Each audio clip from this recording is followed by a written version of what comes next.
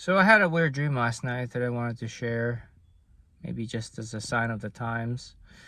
Um, there was an incident somewhere, and again, I only remember bits and pieces, but basically, artificial intelligence rose up against humanity, and all I remember mostly is just a lot of running, leaving behind any kind of tech that it can possibly use, and trying to reestablish some kind of resistance, which none of it worked, and I wasn't in charge of anything. I was simply one of the survivors, I guess.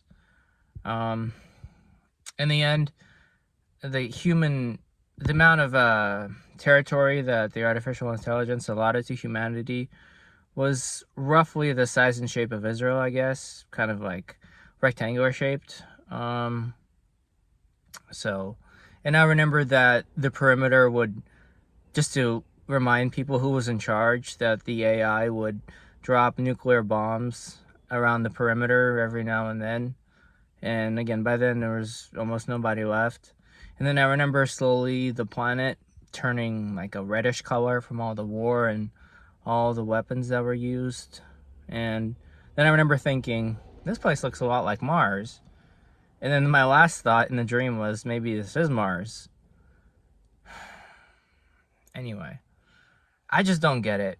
Like, so I recently had my graduation ceremony, got my associates of science, computer science, high honors from DCCC, Delaware County Community College. And I go to Westchester for double bachelor of pure math and for computer science. But I'm still a landscaper because, well, for one thing, I enjoy being part of nature, but it's like, why are we building something that's going to make a tiny portion of people fabulously wealthy and everyone else is going to be incredibly poor and lose their jobs? And let's not forget the risk that this thing can get out of hand and have a mind of its own. Like, why would we even build that? Am I like the only sane person in the room by refusing to partake in this? Like, I like the knowledge, but I'll be damned if I work toward building something like that. I don't know.